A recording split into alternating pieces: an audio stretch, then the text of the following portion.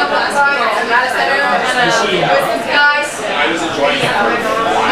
thank you all for coming to our special Memorial Day talk on lemurs.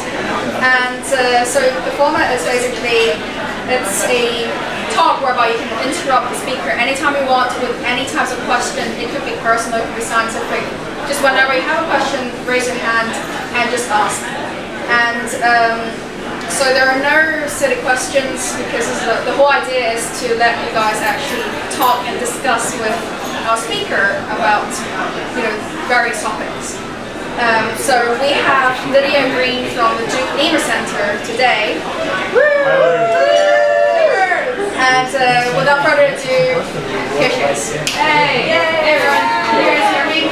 Good? Yes? Great. Great! So thank you for coming. I'm Lydia. I'm a PhD student at Duke in the ecology program, so from that other campus that we don't talk about while we're over here in Chapel Hill. So maybe don't ask me questions about Duke basketball, because I A, don't know the answer, and B, don't want to talk about it. Other than we won the championship my junior year of college, and that's all I know. So yeah, what I do is I work at the Lemur Center.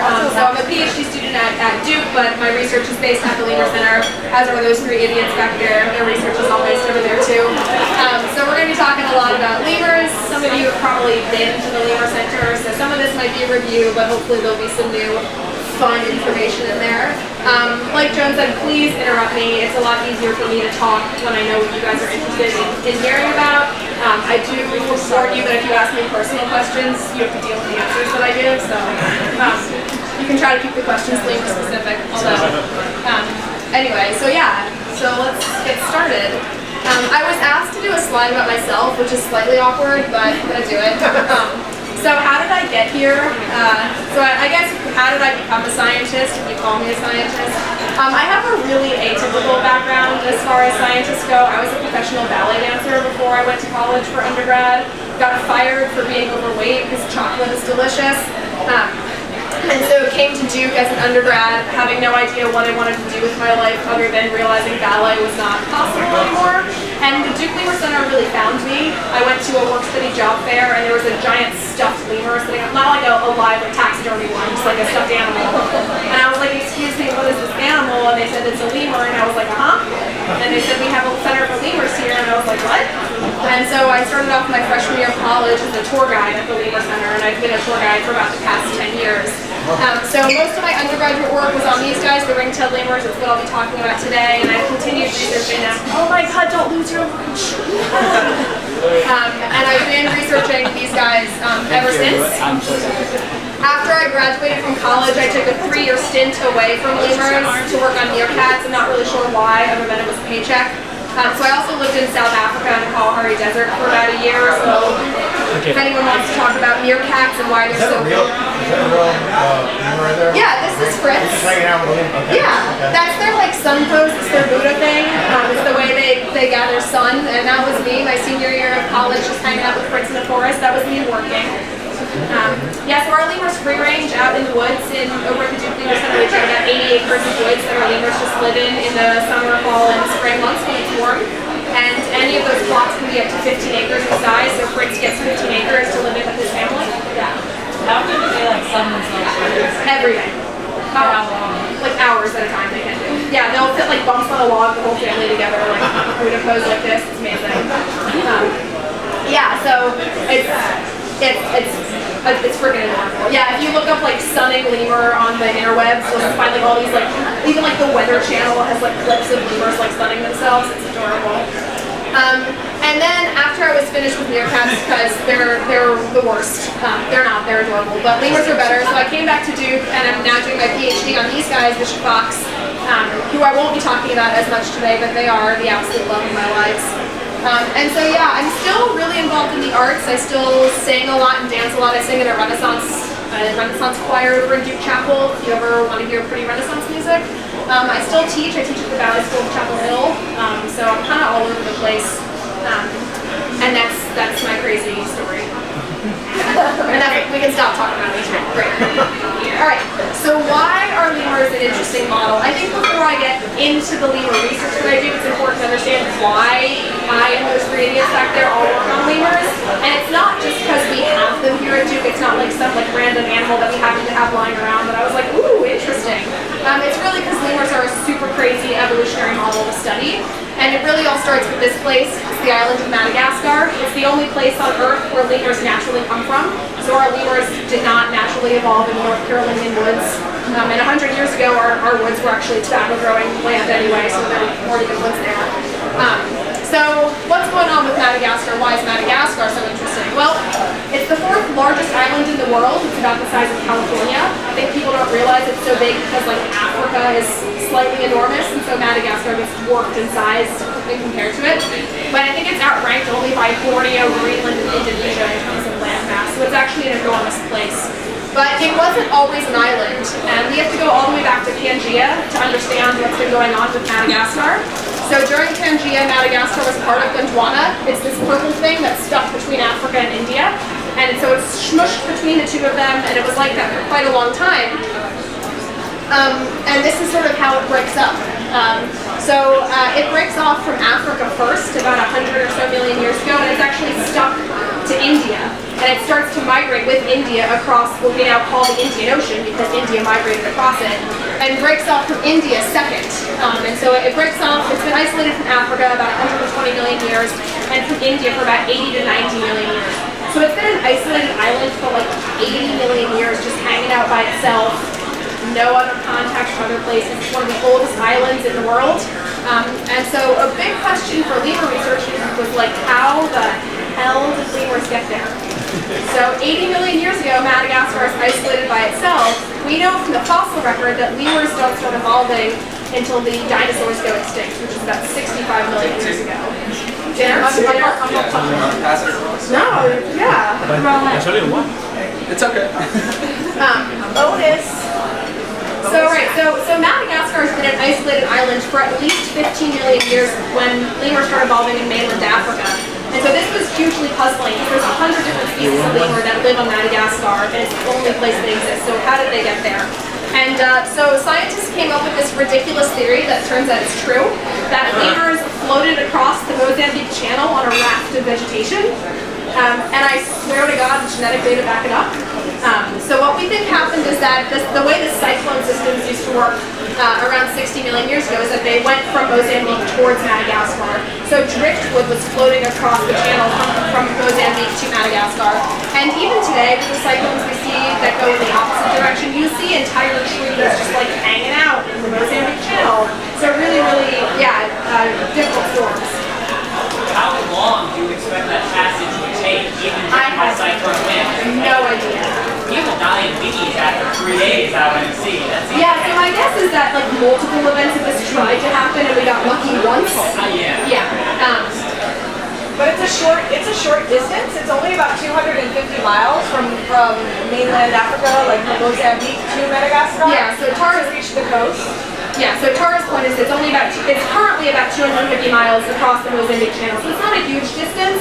Correct me if I'm wrong, but but we also think that that's how primates got to the New World, is by island hopping across the frickin' Atlantic.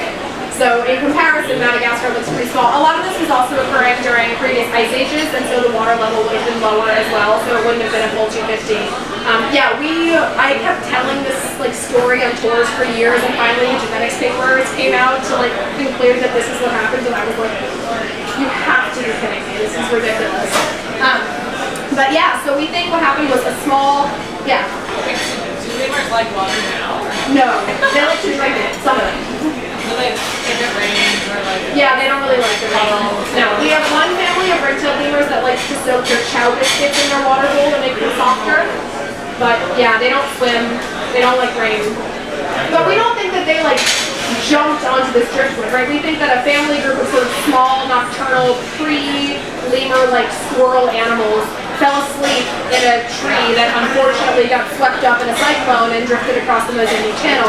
And there are some lemurs that hibernate, and so it's possible that this family group of small, nocturnal, hibernating pre-lemurs went into torpor in this tree and sort of got trapped on this big plot of drifting vegetation that managed to hit Madagascar. I tell you, the genetics say that all lemurs come from one original founding population, and that once they got there, they then exploded in diversity. So, and that's why there's no lemurs anywhere else in the world, because lemurs evolved in Madagascar from the ancestor that managed to get there. So it's not that like a ringtailed lemur swam across the Mozambique Channel, it's that the pre-ancestor of the ringtailed lemur, which probably looked a lot more like this, managed to get to Madagascar and then evolved into the lemurs that we have now. And we also think that this floating, ridiculous vegetative map happened more than once, and so we know from the genetics also that tenrecs, which are these adorable fluff balls that kind of look like hedgehogs, got to Madagascar on an independent drift across, as did the carnivores and the rodents. So we know that there were at least 4 different waves of mammals that managed to like swim across the Mozambique Channel and get to Madagascar. It's so ridiculous, and I still talk about it, don't believe that it's true. So lemurs get to Madagascar, they look kind of like this, and all of a sudden they start diversifying into all the crazy diversity of the species that we have today. So there are over 100 different species of lemur that live in Madagascar. These are just a few of them. I couldn't fit any more pictures on this slide, even though I tried really hard to put an eye on here. So there's a ton of lemurs. And it looks like from the genetic data that there were really 2 explosive radiations. So lemurs get there about 60 years ago. We think the first one happened about 40 million years ago, so some lemurs branched off about 40 million years, and then the rest were very similar until about 20 million years ago, and then they really exploded into the diversity that we have here today. And lemurs inhabit pretty much every corner of Madagascar, and they have historically as well. And part of the reason for the great diversity of lemurs is that there's just a ton of habitat on Madagascar. There's a ton of different habitat on Madagascar. So in the southwest, we have these crazy spiny forests. It's where tara works. And so it's very, very dry. I hate it. I hate deserts. Very little water, but not humid at all. And the trees are very careful of their water. They have spikes that come out of them. So the spikes are actually longer than the leaves are, and the lemurs have to maneuver their way through these spikes to get the food that they need. So that sounds miserable. That's why I don't live there. There's also these crazy karst-like rock formations that are up in the north, and they're very sharp. These rocks can be razor sharp, and there's little crown lemurs that run all through these, and that's where they live their lives. So those guys probably wouldn't do very well in the spiny forest. All along the center of the island is essentially mountainous plateau, and there's not a ton of lemurs in the islands there, but we now are starting to see evidence that mouse lemurs are actually living in a lot of these little forests that we before didn't think had any lemurs. In the west, there's crazy baobab forests. There's, I think, now 6 species of baobab tree that exist only on the island of Madagascar, even though it's the iconic African tree. There is a crazy diversity of baobab trees just in Madagascar. And then in the northwest of Madagascar, we have dry deciduous forest, which is very akin to what we have here in North Carolina.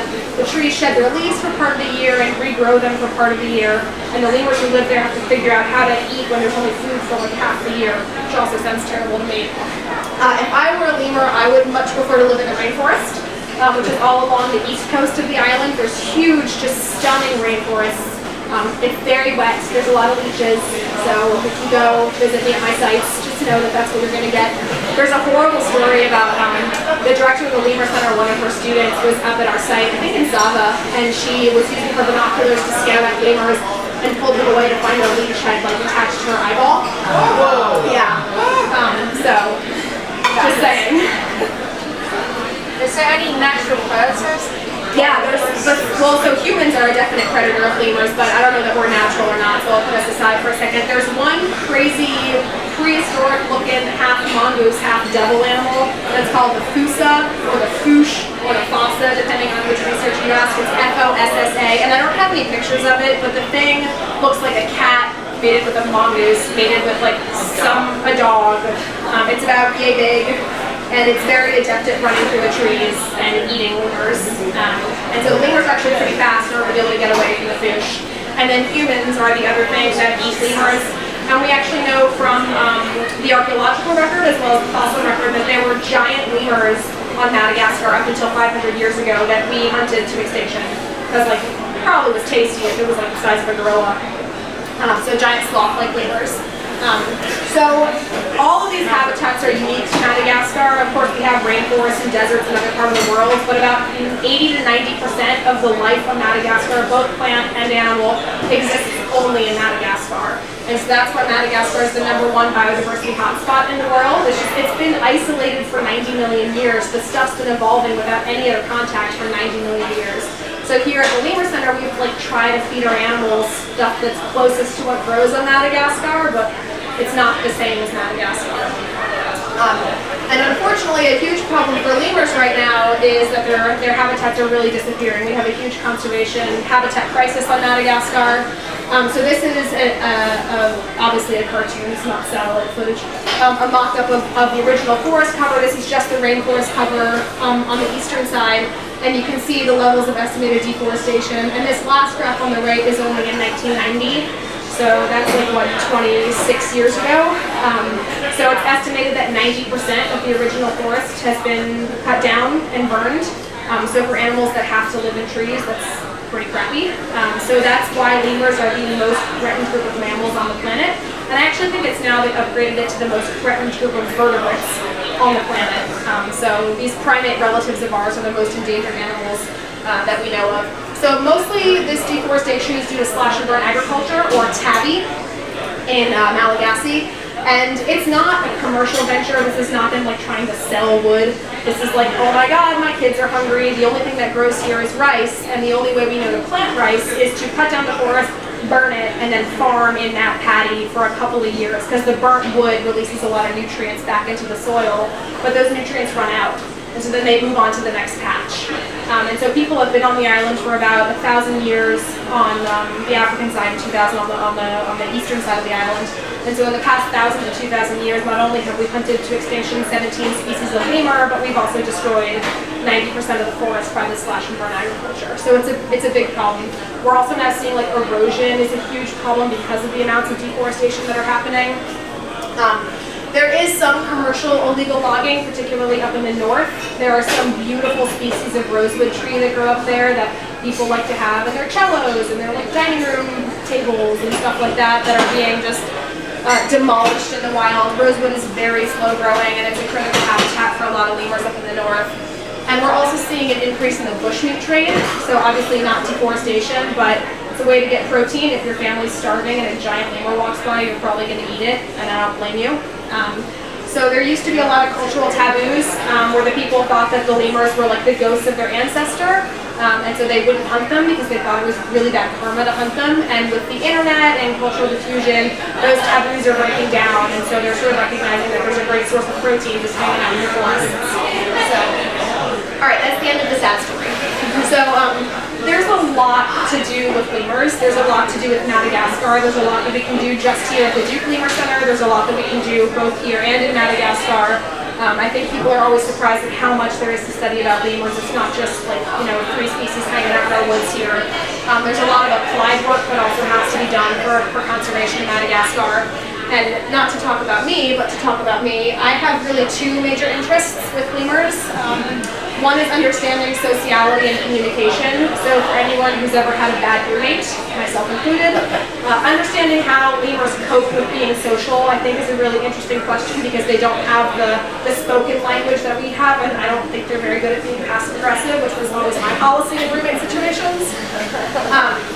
And the other one that I've gotten into much more recently is health and gut bacteria in relation to conservation. And I'm not going to talk about that on purpose, because I think that's the thing that everyone expects us to talk about. And the olfactory stuff is actually really interesting. But if you have questions about gut bacteria and lemurs, I'm of course happy to talk about it. But we're really going to focus on this one today, because I think hopefully in looking at olfactory signaling, you'll realize how much more odor might be playing a role in our own lives. So how do lemurs cope with being social? I think this is a very interesting question. Ringtailed lemurs are the best model for this. Just pull up all the pictures. Ringtailed lemurs are probably the most social of all the lemurs. They live in groups ranging from 20 to 30 individuals. Can you imagine having 30 roommates? That you don't have your own room, you can't shut the door, they never do the dishes. So you have to deal with 30 other individuals at a time. You have to keep track of who's dominant, you have to keep track of who's subordinate to you, who's breeding in a given year, who's a good quality mate, who might be your relative and who shouldn't you mate with, who's likely to beat you up, who's likely that you can beat them up, do you need to diffuse to a different group? So all this kind of crazy stuff is sort of like, how do lemurs do it if they don't have the lexicon and vocabulary that we have? And so one way that they can do this, it's not the only way, but one way they can do this is through olfactory signaling. And so anyone who's ever been to the Lemur Center knows lemurs stink. They just smell awful. I've been working with the Shafox for so long now that I actually kind of like their smell, but I think that's very atypical. Most people smell these things that are like sneezing and disgusted. And so lemurs have a lot of specialized machinery to do this scent marking behavior. I'm going to warn you, I'm going to put up pictures of lemur bits now if the kids are watching. So these are the genital secretions of a female and male ringtailed lemur. And so what these two animals here are doing is this very characteristic handstand posture where they're rubbing their nether region bits, or for the kids, the under the tail glands, up against a marking substrate. And so the female and the male, there are these arrows pointing, and there's actually specialized glandular tissue embedded in their genital regions that produce these very specific secretions. So it's not just like skin or vaginal secretions, there's actually scent gland material down there. And if you take a cotton swab, which I've done many times, it's very rude, and rub a lemur's scent gland, it's actually a black secretion that comes up on the swab. So it's very specialized material, it's not like armpit sweat. So what the hell is going on with this? So in our lab, we've been trying to figure out what lemurs are saying to each other with these scents for a really long time. And we have 3 different things that we can do. So the first thing we can do is go out to the Lemur Center or go to Madagascar and just watch what the lemurs are doing. How often do they scent mark? Do males scent mark more than females? So they scent mark on the periphery of their territory or inside their territory. That could tell us if they're using scent marking to sort of tell other groups to bugger off. Do they mark more in the breeding season? So maybe it's that females are advertising that they're fertile or not. So what are they potentially saying? We can also do chemical analyses whereby we take those swabs when the group researchers come in and swab them. And we can take those and we can do crazy chemistry techniques like gas chromatography, mass spectrometry, or other types of chromatography, and separate out all the compounds that are in that mixture. So in this chromatograph here, every peak correlates to one compound that a female is pumping into her secretion. So there's over 300 compounds that just this one female is putting into her scent chemistry. And so we can start to ask questions like, do males produce different compounds than females? Do females produce different compounds when they're in the breeding season or the non-breeding season? Or is it that they produce the same compounds but in different concentrations? And maybe it's the amount of compound A that's important versus the amount of compound B. So we can start to tease out what's actually chemically encoded in the secretions. And then probably the most fun are the bioassays, where we take those same swabs and we rub them on wooden dowels that we buy at Home Depot. I always feel a little bit ridiculous when I go to Home Depot and buy like 150 dowels of the same size and walk out, and you have to like scan them all independently. But we can put these secretions on these dowels and give them back to the lemurs, and give them, say, a male swab and a female swab, and say, well, how do they behave towards one versus the other? So they always spend more time sniffing the male than they do the female. So they always spend more time overmarking the female than they do the male. And from that, we can start to build a picture of what kinds of information they can smell in just the secretions. So removing the social context from the trial.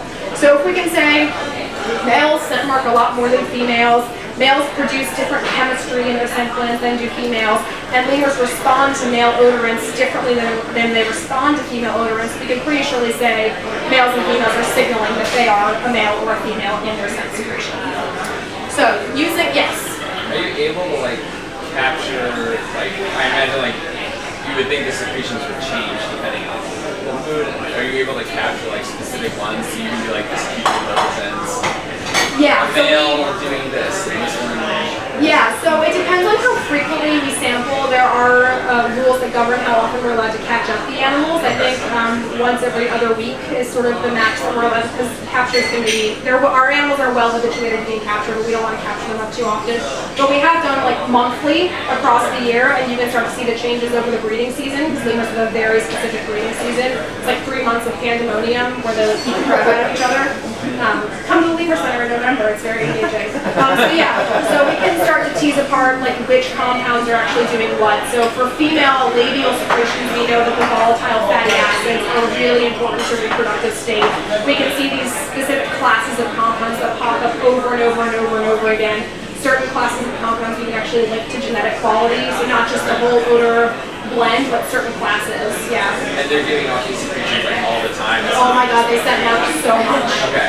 If you come to the Lemur Center for a tour, knowing to look out for scent marking, I'm so shocked at people that come on a tour and don't see that the lemurs are scent marking until I'm like, hey, it's scent marking, because I have records of a male scent marking over 80 times an hour. Yeah. Yeah. I mean, like, don't you think he has better things to do with his time? Like, it seems like such a waste of energy. But yeah, it's not subtle. It's not like once every 2 days. Yeah. Sorry. Maybe you'll get to this later, but do animals in different, I guess, sections in the social hierarchy scent? Yeah, we're going to talk a little bit about dominance. Yeah. So in general, dominant animals scent mark more frequently than do subordinates. We'll talk about it. Yeah, stop stealing my thunder, buddy. I'm building it.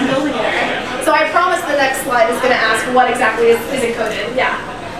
So how much do they actually secrete each time? That is an excellent question, and we don't have a controlled way of collecting like a gram of secretion from everyone. So I actually have no idea how much physical volume an animal produces at one given time. Rachel's actually doing some work on health signaling and if the lemurs can signal health status in their secretions, and we sort of know that when they get injured or if they're on antibiotics, their secretions dry up. There's also evidence of this really, really sweet Rupert female. She's a red-bellied lemur, and they're a pair-bonded species, and her mate died, and these guys mate for life, and her mate died, and her scent glands just dried up. It was like the most, and she got really depressed. It was the most pathetic thing I've ever seen in my life. Her name is Cheyenne. She now lives in a group with like a bunch of other geriatric lemurs from different species, and I think they play bridge at night when we're out there. So yeah, so we swab with a cotton, and then we insert internal standards into the chemistry, and then everything's based off of the amount of internal standards that we add. So we do try to standardize it, but we don't like weigh the cotton ahead of time and then weigh it with the secretion on it, mostly because we're trying to get it in the freezer as fast as possible because these compounds are super volatile. And for some of the other secretions I'll talk about, they're so volatile that we don't actually have a good enough chemistry protocol to even know what's in them. So yeah, usually we're like, put it on ice, get it in the freezer. So yeah, but it would be really cool if we could actually look at like the actual volume of secretion. Is that why they're secreting so much? Like 80 times per hour? Because I'm stealing it. I'm like, God, that human keeps swabbing me. Leave me alone. Yeah, I think there's a lot of production. I think because they are secreting so much. So like the shafox that I work on for the gut bacteria stuff also have the males have a scent gland on their chest. And so it's this disgusting like viscous glue. It's like Elmer's glue, but it's like dark and chunky and smells like rancid sweat. It's delightful. And yeah, it's great. And so the males, the dominant males not only scent mark more, but the secretions actually stain their chest. And so it creates this visual badge of status. And so they have to produce a lot of secretion to keep the coloration on their chest because the subordinate males have a white chest. And so if you just look at them, you can be like, oh, that one's dominant, that one's subordinate. So it depends on the gland also. I think maybe my question was related. So it looked to me that this number was too high, and I don't know anything about any other primates, like average monkeys, if it is comparable or not, and why do they do more. Yeah, so most other primates, so you can argue with my advisor about the importance. I guess it depends on whether they are mating or not. First. Yeah. So yeah, that example of 80 scent marks an hour was definitely in the breeding season. Okay. Yeah, and he was also like slightly insane because he was getting the crap beat out of him by his female because lemurs are female dominant. You can argue with my advisor about the importance of olfactory signaling in other primates besides the lemurs. The lemurs are specifically very good at scent marking. There are a couple of other primate species that do actively scent mark in their environments. The callitrichids, so the marmosets and tamarins do a lot. Mandrills have a sternal gland, the male has a chest gland, but a lot of the olfactory signaling that we see in the chimpanzees and the bonobos is just body odor. So you'll see like a female chimpanzee will present herself with her sexual swellings and the male will go up and stick his finger in her butt and then lick it and sniff it. So she's not like rubbing her butt against anything in the environment, but the male is still picking up body odor cues. Was that too graphic? Sorry? No, not sorry. It's amazing. Yes. So, when you guys observe them in the wild, do they mark to the same degree? So my feeling is yes, and I'm actually writing a paper on this right now. I think the problem in the wild is that most of the animals are pretty unhabituated to people, and we don't get nearly as close to them as we do the ones at the Lemur Center. So the Lemur Center, I can stand like right in front of the lemur and count how many scent marks. And mostly what's done in the wild is collapsing, like, all the scent marks that occur within 5 minutes are considered one bout of scent marking, and that gets a score of 1, as opposed to a score of 50, which might be the actual value, or 5 or 10. Because it's not like they're trying to like. I guess these lemurs have never lived in Madagascar, so it's not like they're like this. So like, if your dog is annoyed because it and then goes and like scents itself up to smell like. Sometimes like, I've also the noticed environment. like washing day. We go in and we every like 6 months we deep clean the crap out of their cells. And And then they're like, God, I just got it smelling the way I wanted it. I start all over again. Anecdotally, I've also seen like the first day we release them out to the forest, they'll just go and scent mark the crap out of the woods because they haven't been out there in 5 months or whatever. So yeah, I have never myself. Like in the wild, maybe it's not enough like. I've never myself done an analysis of captive like ringtailed lemurs versus wild ringtailed lemurs, but my guess is there's also population differences among different wild sites. Yeah, I want to chime in. So I don't study olfactory systems or olfactory communication, but I do study ringtailed lemurs, and I've witnessed and I've been there during the breeding season and I've been there during non-breeding season, and I would say, I mean, I've never collected data on it, but from what I've seen, these guys are scent marking all the time. They're moving through their environment when they're traveling, between say feeding spots or just like hanging out before they leave somewhere. The females are scent marking, the males are scent marking. There's a lot of over marking. So females lead the troop. So the dominant female will kind of lead out, and then the other animals will follow her, and they tend to kind of over mark on the same spot. And so I don't know. I don't read this part of the literature, but I would imagine that it's probably pretty close to what you guys are finding at the Lemur Center in terms of time. Yeah, so let me go through this slide when I tell you what's encoded in their secretions, and I think that'll give you a bit of a hint of how important these signals are to these animals. So I've already been hinting at this, that there's huge sex differences encoded in their secretions. So on the top is the chromatograph of a female ringtailed lemur, and the bottom is of a male, so labial and scrotal secretion. And you don't need statistics to know that these are visually different. The females are pumping in over 300 compounds, the males are falling out at about 150, so the females are putting in a lot more than the males are. And there's big differences in the relative abundance of different compounds as well as just compound presence. But that's just the tip of the iceberg. So individual identity is also encoded. So Justine is never going to be confused for Dorius in our analyses. She smells like Justine all the time. We've done trials when we sample them across the year multiple times in a row, and they always just come out right on top of each other. So there's variation within an individual. So Justine smells different potentially when she's breeding or non-breeding, when she's young versus old. But there's always that signal of, hey, I'm Justine. We're also still just getting started. So reproductive state is encoded. So here in 2D space are just clumps of data. So each point represents one female lemur secretion, and we've taken all this variation and we've reduced it to 1 point. And so when 2 points are closer together, that means they're more chemically similar, they share more compounds, they share the same abundance of particular compounds. And so in triangles, we have females in the non-breeding season. In circles, we have the same females in the breeding season. And then over there, all the way on the left, is our females who are on birth control. So here at the Lemur Center, we're not at the Lemur Center. Over at the Lemur Center, I usually do talks at the Lemur Center. Over at the Lemur Center, we cannot breed 50 ringtailed lemurs every year because that's the well. Tara was like, please, can we? Yeah. So these guys can breed once a year, so we absolutely cannot breed all of our animals. So we use Depo-Provera. It's the same drug that many of us in this room are probably on. Talking about personal information. Whoa. And so we know that the birth control is like scrambling the really important reproductive signals for these guys. Yeah. I know that you want to get to this slide, but how do they? No. How was there a trial? How did they decide that human birth control was safe to give to lemurs? Because they're primates. It's like the same hormones. It's the same birth control that pretty much any species, any mammal in captivity is on. Yeah. Yeah. At the same dose? That I Yeah, don't there's a know. separate, so those kind of things. That I do not know. Is there side effects? That's probably It goes by weight. Yeah, it goes yeah. by weight. Yeah, I work with captured ringtailed lemurs that are rescued.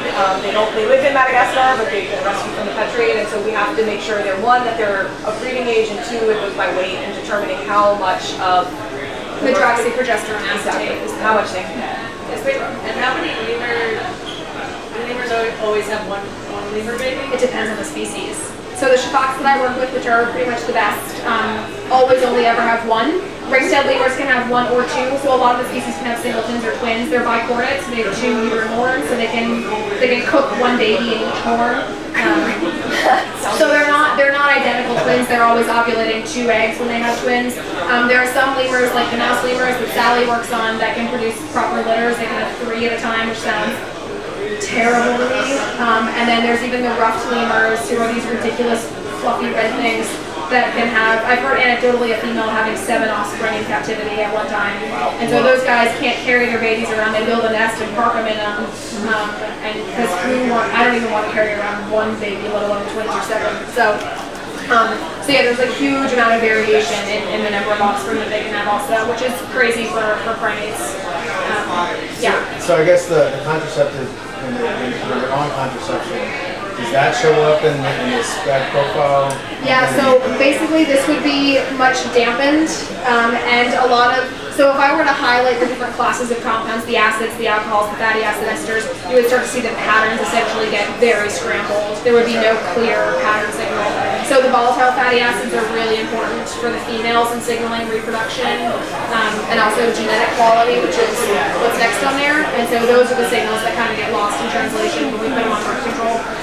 So yeah, when this study came out, it made like a huge splash. It was like a study that we were like, has very little conservation application, but like people were like, oh my god, my birth control is messing up with how my like husband smells me or whatever. So yeah. They become less active marking, I guess. They We haven't contracepted. done the set marking rates across periods of contraception. That would be a good undergraduate thesis project. Actually, we've done the bioassays. Yeah, you can do it. Just come out and do it. We've done the bioassays, and by we I mean my colleague Jeremy did the bioassays, and we know that the males they do not like the smell of contraceptive females. So we gave them like Justine on contraception, Justine not on contraception. The males were like, hell no. Which makes sense, right? Sense. Yeah. For lemurs, like a lemur who got the best, and like do you guys do No, she was like a one-off case. We have very, very few of that species left, and they were both old. And then as soon as we put her in with other animals, other social animals, she picked right back up again. So that was, I think, a combination of like potentially mourning the loss of her mate, of which I have 0 scientific data to back that up. It's very just like anecdotal. But I think also just being isolated socially. You know, these guys are social animals, so it sucks living with 30 animals all the time, but it also sucks being alone all the time. And I think that was a case of like, oh my god, I lost my mate. I have no idea what happened to him, and now I'm alone until they find new friends to live with. So, yeah. All right. So yes, so genetic quality and kinship are also encoded. So 2 lemurs that are sisters smell more alike than lemurs that are not related.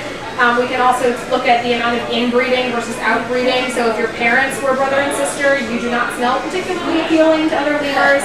Versus if your parents were not very closely related, you probably smell a lot better. So we know that that's chemically encoded as well. Like I said, yes. So does that mean in the wild when they're a pack of 30 lemurs, they're actually not interrelated basically necessarily? So often what happens is, well, you can back in with this, is that you'll get a lot of dispersal across groups, and particularly the males will bugger off when they get to be of reproducing age. In some lemur species, both sexes disperse, and in some it's just one or the other. But so typically you'll have a group of very closely related females with very strong female bonds and a very strong female hierarchy, and then males that disperse into the group who are like, hi, I'm just checking you out. And they get their butts kicked because they're subordinate to all the females. But they can tell if they're closely related. So let's say, you know, your sister has a son who's still hanging out with your group who's 3 or 4 years old. You could potentially mate with him, he's ready, but you can smell that that's your nephew and be like, you know what, I'm gonna go with Joe over here, who's from a different group. So yeah, so that's kind of how that works. And then getting to the dominance question, dominance is not encoded in these guys. We've never found, I don't say it's not encoded, we've never been able to find a signal of dominance. We know from bioassay trials that they also don't pick up on dominance status just in the bioassays. But what we think is happening is that individual identity is encoded. So if I can smell that Hibernia is the one who's scent marked, and I know that I'm dominant to Hibernia because I live with her, I don't need to be able to smell dominance. I just need to be able to smell that that's Hibernia. So it would almost be like redundant to also have a signal of dominance. And of course, Hibernia is always going to be Hibernia, but she might not always be the same social rank. That's something that can change over the course of her life. And so how mechanistically your odor changes as a result of you changing social status is a lot harder than something that's just related to your genetics. So in some species, it's testosterone related. So when males become dominant, they produce a lot of testosterone, and that triggers their scent glands to start producing secretion. So that's what happened with those males. The male Shiithaken have the chest gland. But for these guys, it's not encoded. But I think because individual identity is encoded, they don't need it. All right. So that's just one suite of scent glands. That's just the genital scent glands. But wait, there's more. So the males are extra special. So that's it for the females. They just have the one labial scent gland. The males have two other scent glands. Yeah. Woo!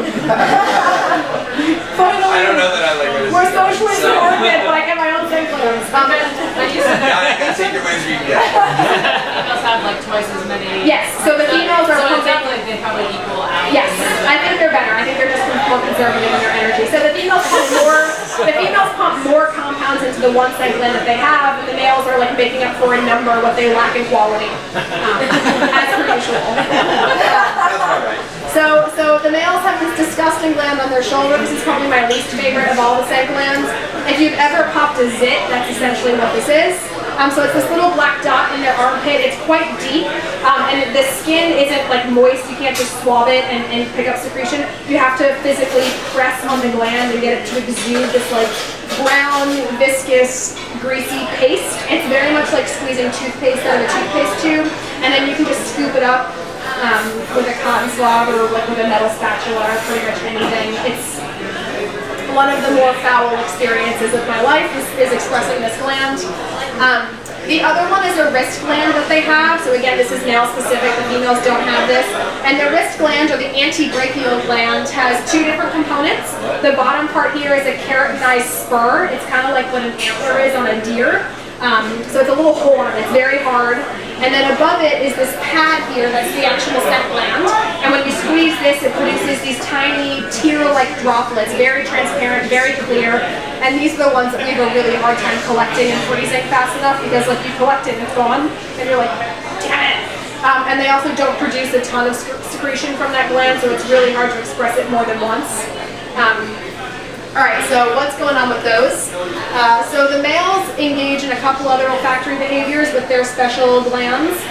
So the first one is wrist marking, or antebrachial marking, whereby the males take that antler on their wrist and they gouge it into a tree. And they actually create a visible scar on the tree. So you can tell if a ringtailed lemur male has been around because all the little saplings are just like shredded. It's like Edward Scissorhands was there. And so in doing that, they're depositing the secretion also from that wrist gland that's above the spur. So they're creating an olfactory signal from the gland and a visual signal from the marking. And it also makes a click when they mark, so you can hear it too. So we've got a visual signal, an olfactory signal, and an oral signal. So I have no idea what that's saying, if that's what your question is. It sounds pretty dangerous if there's predators, right? Like, Yeah. how like that much signaling happening. Yeah, probably. Yeah, so it's a good question of why invest this much energy in this crazy multimodal signal if like it could just get you eaten. I don't know the answer. We like to give away the baby with the bathwater. We don't like totally know what the system is. We're still very much in like the holy crap, how do we study this kind of phase. So there's a lot more to do, but yeah, I think it probably could be really dangerous to be doing all this flashy signaling if there's a predator around. So these wrist secretions can also be pre-mixed with the shoulder secretions, the brachial secretions. So you see the males rubbing their wrists against their shoulder. Looks really ridiculous, but they do it. So they rub one against the other and then mark together. They never mark from their shoulder secretion alone. So they don't like rub their armpits up against trees. They totally could. They're not physically prohibited from doing so. They just never do. So it's always the wrist with the shoulder or just the wrist alone. It's weird. And then they also do this ridiculous thing called tail marking. This is a pretty bad picture, it's taken from a video though, where they take those glands and they rub their tail. They anoint their tail, is what we write in manuscripts for fancy language. They anoint their tail with those secretions, and then if males want to fight with each other, they don't have to get physical. They just pull their tail over their head and waft it at each other. And the stinkiest male wins the fight. So we have this one poor male at the Lemur Center named Nikos who lost his tail in a fight between his mom and another female when he was an infant. He's fine, but he tries to stick fight because like he doesn't know that he doesn't have a tail. So you see him like his ears just go back and he just like looks at you like really hard like he's trying to stick fight but can't do it. So these males can leave. They can choose to leave a double olfactory signal with a visual and an acoustic signal in their environment, or they can choose to use those secretions in real time and beat the crap out of males through scent marking the crap out of them. So we have been trying to figure out what is it that these extra male glands are communicating? Why are they investing all this energy in this ridiculous setup? And like I said, we don't totally know what's going on, but we do know that the chemistry of them, so this is antebrachial on top, or wrist on top and shoulder on bottom, we know that the chemistry looks completely different to that of the labial and scrotal secretions. Very low compound presence. Like I said, the wrist secretions are so volatile that we can't even capture what's going on in them. And the shoulder secretions, there's one giant peak at around 21 minutes there, and that's a compound called squalene.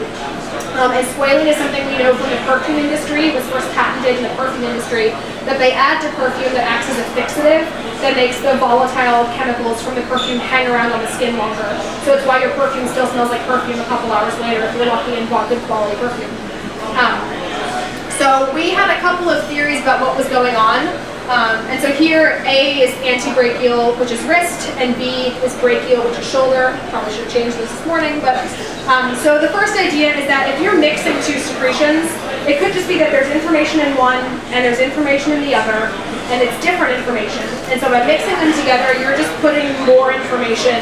It's like adding a clause to your sentence, as opposed to just signaling sentence 1, sentence 2. We're now going to join them and do an if-then thing, and so now we've just got more information in one unit. So that's one possibility.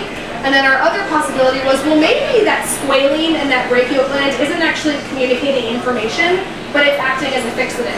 And it's making those volatile compounds from the wrist hang out on the tree longer, such that if a lemur comes by an hour, 2 hours, 12 hours later, they can still pick up the volatile information from the antebrachial glands. And so we did a suite of bioassays. We had a couple of undergraduates who did this, so when I say we, I say they. Where we presented the lemurs with a wrist gland, a shoulder gland, and a mixed wrist plus shoulder gland in 3 different poles. And we did this in a fresh condition, so fresh meaning samples that we froze immediately after we collected them. And then we also took a second set of samples and we let them decay at room temperature for 12 hours before we presented them to the lemurs. So that's our decay condition. This graph is kind of a mess, so I'm going to walk you through it. But essentially in white bars are the wrist, black is the shoulder, and then the mixture is the hash. And so what we find is that males really, really like scent mixtures. They really, really respond to the mixed A plus B. So the top row is just investigating behavior. It's sniffing plus licking put together. And so when those signals are fresh, males really like to investigate the fresh mixtures.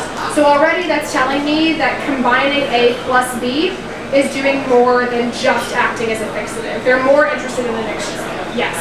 So if you were to spec both of it, like the A and B mixture, do you get essentially an overlap? We have never done the chemistry. Do you get reactive new compounds? That, you want to come to our chemistry course? Sure, okay. Yeah, that's like in the discussion, we were like, and then the future studies could profitably address the chemical consequences of odorant mixtures, right? Yeah, we've never done the chemistry of mixing. So, and to be perfectly honest, when we collected these, we sort of swabbed one and then swabbed the other gland, but I have no idea if, again, the relative abundance is at antebrachial to brachial or at all what these males are marking with in the wild.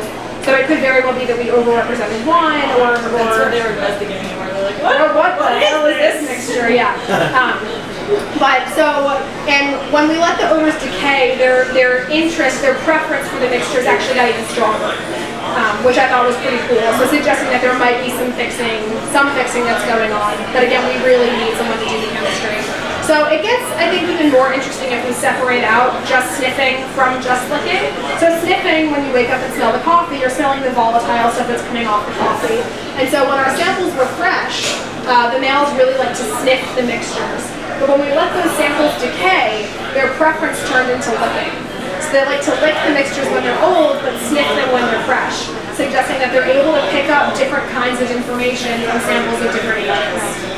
Right, so like literally this is the only thing we've done with this yet, and we need to do a whole lot more work. So by testing them with males and not females, not the reaction by females. yeah, so we're testing the males specifically because what I think is going on is that the genital secretions are the intersexual communicative signals that's saying, hi, I'm ready to mate, I'm the right gender for you, and like, we're in the right season, and I'm a good genetic match for you.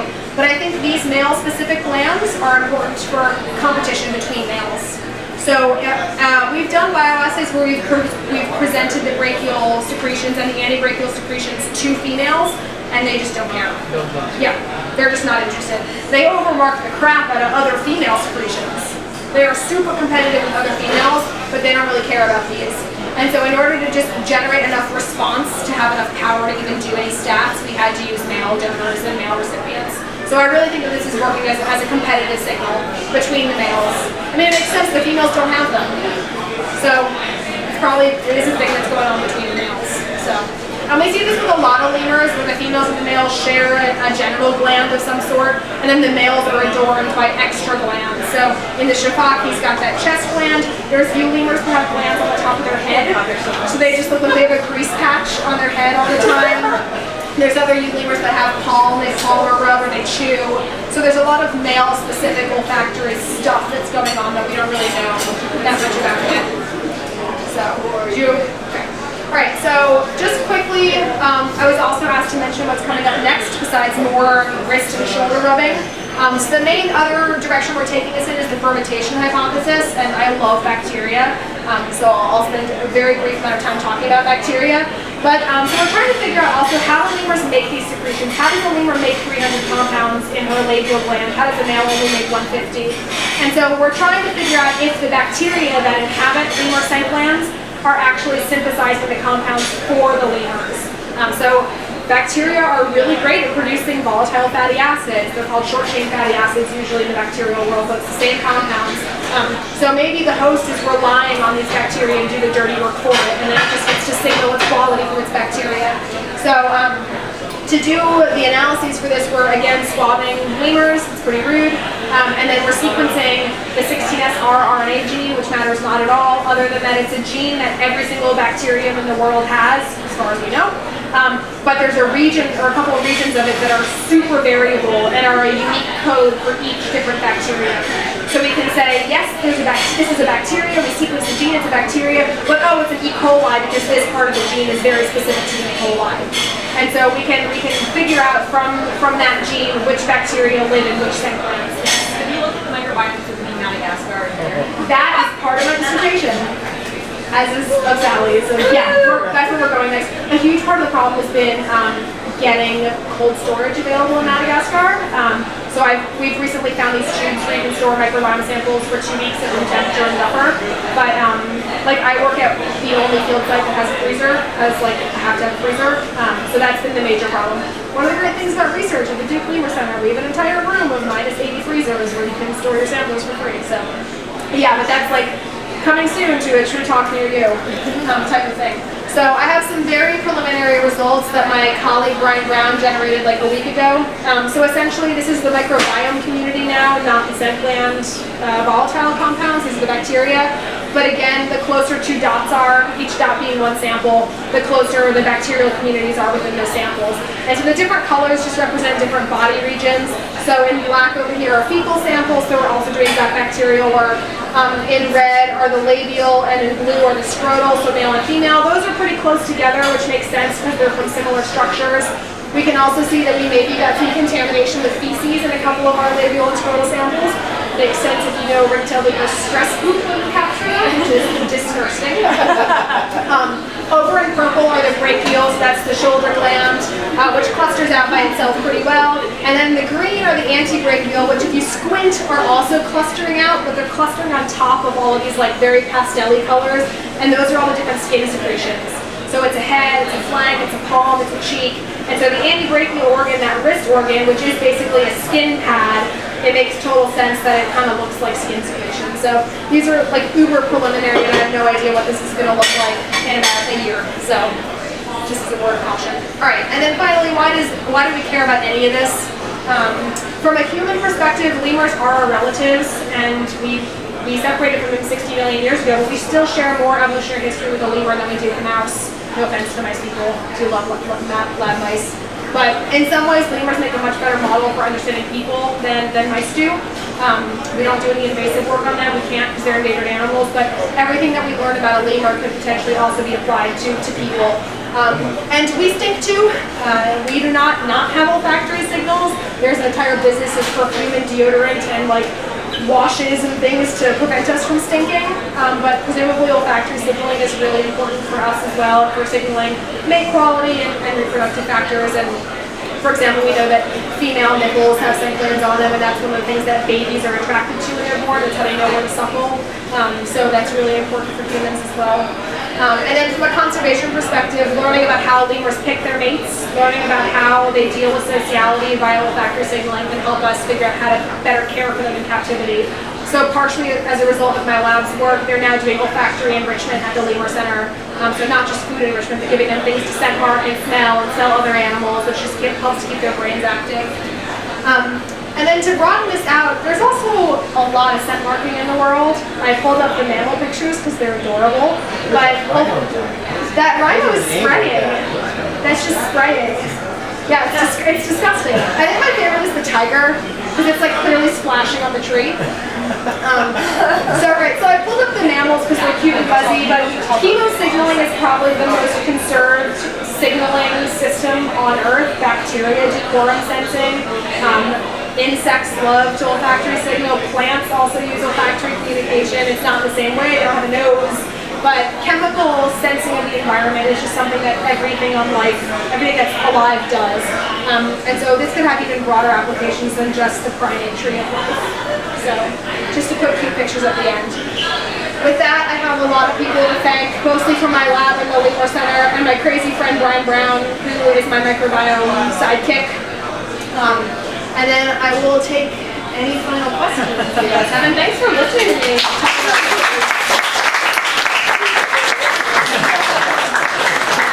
For the ballet training comes in handy. Yeah. How much is generalizability a concern for you in working with these captive groups of lemurs and trying to extrapolate to the non-captive? You mentioned some of the work in dissertations, obviously. Yeah.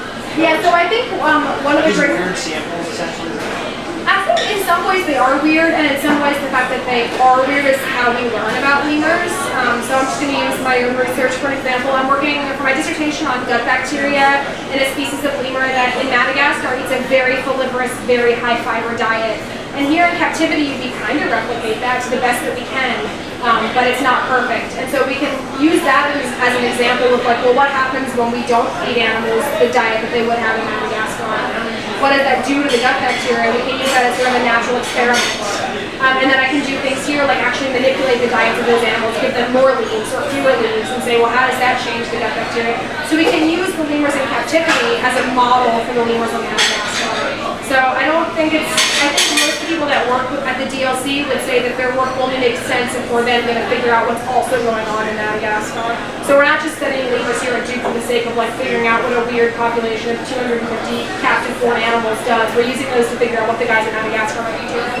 And for me, that's figuring out how they're going to respond to increased anthropogenic disturbance, increased climate change, because that's coming soon to Madagascar near them, and sort of how these guys are going to cope with future change. So. But I'm very hardcore on like the conservation. My advisor is very hardcore on like the basic science. So yeah. But yeah. Thank you so much. I feel like I have 1,000 questions. It's so cool. You can ask all. But the one I'm most interested in. So all these different species where the males have different glands, like on the wrist, on the chest, on the head. Is there like an evolutionary mechanism that you guys can observe for how, like, is there a common ancestor where it's here and then it's moved of the ones that are in the rainforest, it's shifted this way, and the ones that are in the desert? Do you see what I'm saying? Yes, like, and it's not habitat specific. So So we've done geographic analyses where we try to like match, so like take the U lemur, the one that have it on the head, and a couple other related species. Their speciation has occurred really recently, only about the past 3 to 5 million years. And so we can look. No time. It's no time at all. Where was the land before that? So, but only one of the species has it on its head. The other ones have it in other places. Right. Or not at all. Okay. So, but we can take something like the genital signals that every animal in basically every lemur has, and say, what do these secretions look like relative to where you live geographically, or what your phylogenetic history is. Right. And the geographic location does not seem to matter at all. This was a study we did in captivity, so the animals are all living in the same place, but historically they come from different places in Madagascar. And it's also not like all shafaks live in this part of the island and all you live down here. There's 9 species of shafak that live all around the outside of the island. There's 12 species of lemur that all live in different habitats. So it's right, there's like 4 species of bamboo lemur that occupy different forests. So it's not separated out by phylogenetic lineage. So the gland location isn't a product of ecological pressure on the speciation. I don't think it's ecological pressure. I would say it's social pressure more than anything for these. I think it makes sense if you're living in a society with 30 animals that you need probably a couple of scent glands to mediate that. And it's not surprising that the small, nocturnal, more relatively solitary species have fewer ornaments, and they tend to use urine and really simple scent signals to communicate. And so we know that nocturnality and sociality are coupled together in lemurs, and that we tend to be social and diurnal, you tend to be nocturnal and more solitary.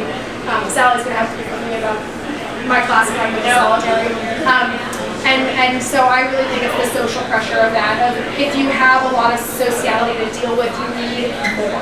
You just need more information to be able to communicate. Whereas if all you're doing is saying like, fuck out of my territory and are you a mate or not, then you might just need like one signal. So I don't know if that is a good answer. I have no idea why animals have a signal on top of their head. I think it's totally crazy. And they need a shampoo like nobody's business.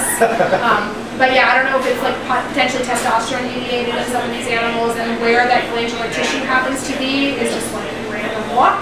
Or like one day a male rubbed his head and that worked for him, and so evolution was like, do that! Yeah. So yeah, I don't really know. A couple of questions of many that I have. So regarding the habitat, so I presume that having them in captivity, it would be a small area as compared to when they are in the wilderness. I don't know. Can this affect the marking? Potentially. I think the bigger problem that we have in terms of our habitats, at least for our free-ranging enclosures where we have our animals living out in the woods, is that they're fenced in, but they share a fence line with like a neighboring group. So we have natural habitat enclosure 1, which is 10 acres or whatever. We've got ringtailed lemurs that live out in there during the summer, and that's great. And then we've got natural habitat enclosure 2, which is just on the other side of the fence, so they can see each other and smell each other, but they can't get at each other. And so the males spend like all day just patrolling the fence line, like barking and like tail wafting, and the females are like, what are you doing? They're like sunning themselves. So in terms of, I don't think it's the habitat size per se of the Lemur Center that's changing their olfactory behavior so much so as that they can't compete in the way that they would normally in Madagascar. And it's obviously for like husbandry purposes. We don't want our animals to beat the crap out of each other. That would be like, we only have 2 vets, so that would be a big problem. So, but yeah, I mean, you see them like patrolling the fence, just like marking everything they can and getting really pissed. So. And the second one is regarding the end. You said that it is a very interesting model for evolution, but there are other primates closer to us, like chimps. So why, besides that they can reproduce faster, why are they so interesting? I think from a primate perspective, that's a thing that we tend to say, like, lemurs are related to us, so we should invest money in studying them. My personal interest in lemur evolution has pretty much little to do with the fact that we're related to them. So much so as I think this is such a crazy natural experiment that happened. I mean, the way that they got to Madagascar, the explosive radiation that happened after they got to Madagascar, there are very few other evolutionary scenarios whereby one tiny colony founding population explodes into what we see in Madagascar. And for me, that's the interesting story. It's not that I share 97% of my genome with them, which we do. We share a lot of our genes with lemurs. And for some people, that's like all they care about is like figuring out which genes are different. Sorry, Anne. The director of the Lemur Center hears this talk, she's mad at me. But for me, the question of how did evolutionary pressures, how did ecological pressures, how did social pressures change the course of evolution for these animals? That's what I find really fascinating. So I don't know if that's a good answer, but it's my answer to my talk. Yeah. So in the wild, like you will have different animals marking the scent, let's say on the same tree. So for example, you have a different primate. So these are all chemical compounds. So how do they know that this is actually from the lemur and not from either? Yeah, right.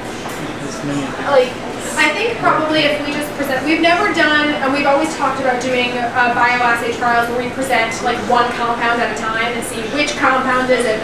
And I think it's probably the mosaic. I think it's not just that they smell compound A and they're like, a female in breeding season who's ready to mate and it has genetic quality of X and is not my kin. I think it's probably the blend of compounds that they get, right? It's like that perfume that's not just one compound, it's that unique blend that's lemur specific. But have you done like from one lemur species to a different lemur species? Like, yeah, oh yeah, they can tell the difference, yeah. So they know there's not, I shouldn't be.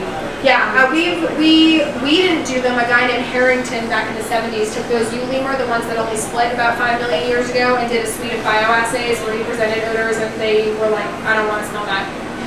But it's also interesting because we know some of the U lemur can hybridize. And so I don't think anyone's ever done bioassays where they look at the species that can hybridize and say, do you prefer the smell of a different species but one that you could potentially reproduce with?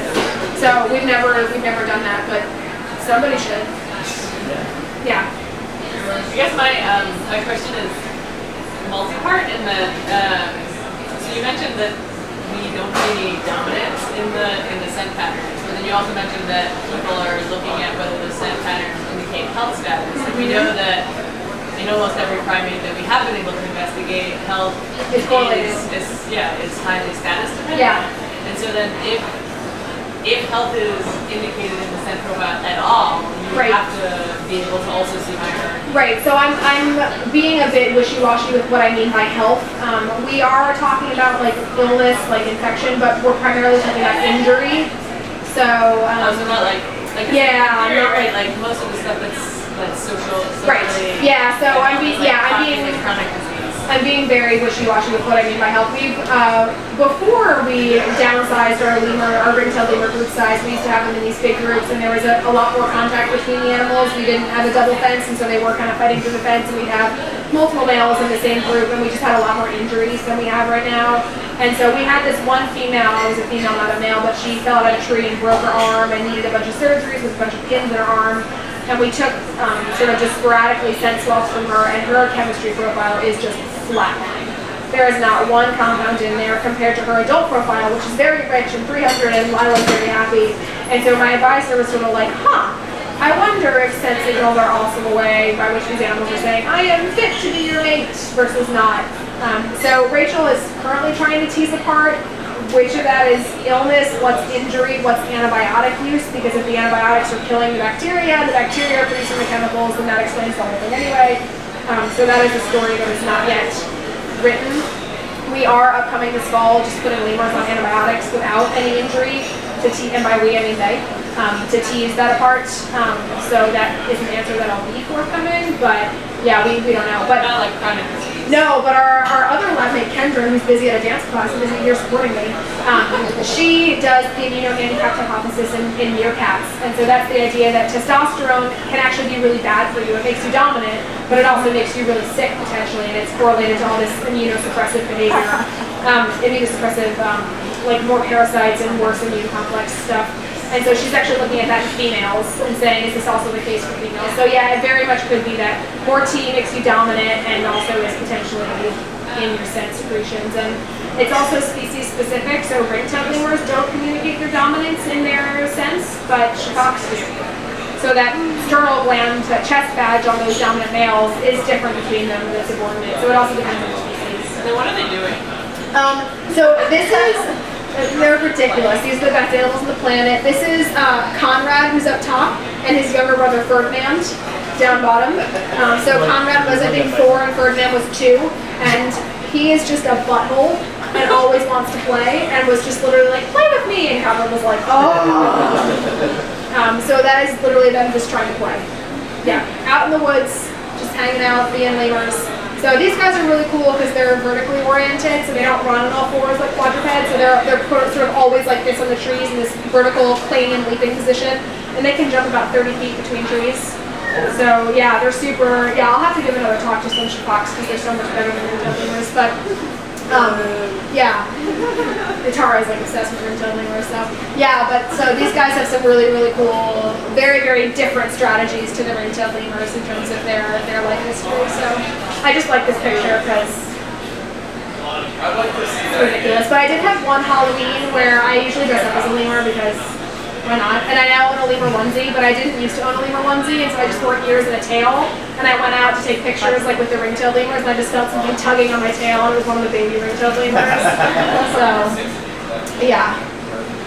Great. So do they? So they mark on trees and stuff like that. Do they mark over each other as sort of dominance and all that? Well, that is a huge question: is what is overmarking doing? And so we have self-overmarking, and we see a lot, particularly in the shiitake, where they just mark and overmark and overmark and overmark and overmark. And so why would you overmark yourself is one question, but then why would you overmark another individual is another question. And is it different if you mark next to the animal or place your mark on top of the animal versus partially cover versus, so that's an entire world that we have zero ideas about. That is like literally the discussion point in like all of my papers. It's like somebody should figure this out. Well, it could even be like American Sign Language, where you do the sign makes a difference in what it means. So maybe it's like if you mark 2 feet up the tree, it's very different. That is the thing for bears. That's how it works in bears. The higher up they mark, and so I heard, I don't know if this was like a published story or anecdotal, that there were bears that were coming out of hibernation early because the snow was higher. So they could actually mark trees higher up and make it look like they were like fancier than they were. So yeah, so it very could be a height thing. So for the shiitake, what tends to happen is the males have that throat gland, but both the males and the females also have those genital glands, and then they mix it with urine too. And so because they're vertically oriented, the female just like pees down the length, it just like dribbles down the tree, it's disgusting. And so the male starts at the bottom of her urine trail and chest marks all the way up the top of it, just like soaking up the urine on his chest. So then he gets up to her genital mark, and then he uses his teeth to actually gouge out a notch in the tree. We call it tree gouging, and I think it's the same thing as the ringtailed lemur wrist marking. I think it's a visual signal of an odor. So he does that, and then he puts his genitals right on top of hers, and then pees down the whole thing. And so I have data where the male has sternal marked 17 times in a row, sniffing and licking the whole time, and then places like 4 genital marks on top of it. And I'm like, is 17 a magic? Is 14 a magic? Is it just more than 10 that's important? Is it between 5 and 7? Like I just have no idea what any of this is doing. So yeah, there's so much more work to do in terms of unraveling these, deciphering the olfactory language of lemurs. So yeah. So next time your dog pees against a fire hydrant, hopefully this will like change your perspective a little bit as to what your dog's doing. So yeah, are there any other questions? Well, thanks.